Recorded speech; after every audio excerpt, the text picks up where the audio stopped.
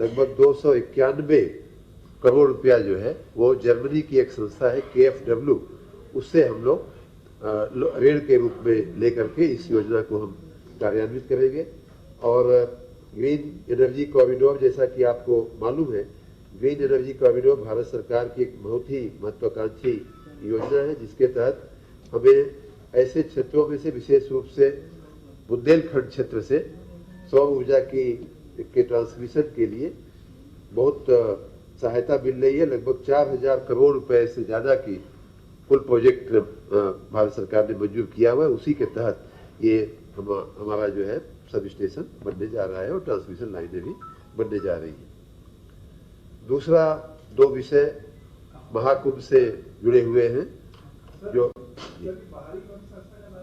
KfW Germany की एक संस्था है जो ऐसे कामों के लिए सस्ते में लोन देती है। KfW बोलते हैं। 30% सेंट्रल गवर्नमेंट, 20 स्टेट गवर्नमेंट।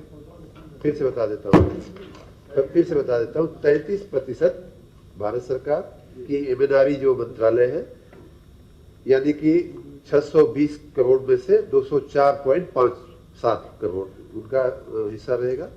20% यानी कि 123.98 करोड़ रुपया हमारा राज्य सरकार का रहेगा। और 47% KfW जर्मनी की जो संस्था है, यानी कि 291.35 करोड़ रुपया हम KfW से लोन के रूप में लेंगे।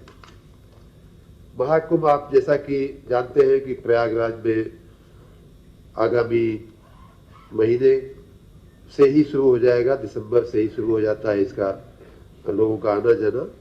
भव्य महाकुंभ का आयोजन हो रहा है।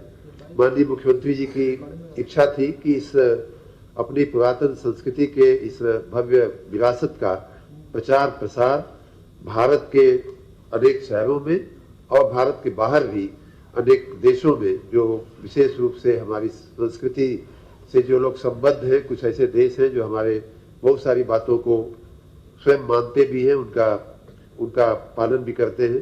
तो ऐसे देशों में रोड शो किया जाए। रोड शो करने के लिए हमारे आज मंत्रिपरिषद ने माननीय मुख्यमंत्री जी ने के नेतृत्व में मंजूरी दिया है।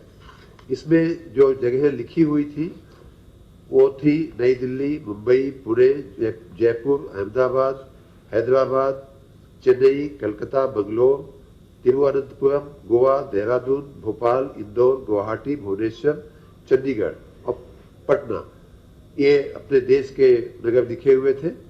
साथ ही विदेश में अगर बात किया जाए तो नेपाल और थाईलैंड लिखा हुआ था, लेकिन जो कैबिनेट ने चर्चा किया और मंजूरी दिया वो ये कि इंडोनेशिया, मॉरिशस जैसे देश और अन्य भी, अगर सूचना विभाग को लगेगा कि इन्हें भी, अन्य देशों को भी इसमें जोड़ना चाहिए, तो वहाँ उनको भी जोड़ करके रोड शो करने की बात माननीय मंत्रिपरिषद ने मंजूर किया है, जिसमें माननीय मंत्रीगण के नेतृत्व में डेलीगेशन और जाकर के अपने कुंभ की जो हमारी जो विरासत है, हमारा जो भव्य दिव्य कुंभ लगने वाला है, महाकुंभ है इस बार, 12 साल के बाद ये अवसर आता है। बड़ा ही पुनीत और पवित्र अवसर है जो प्रयाग की पुण्य धरती पर लग रहा है।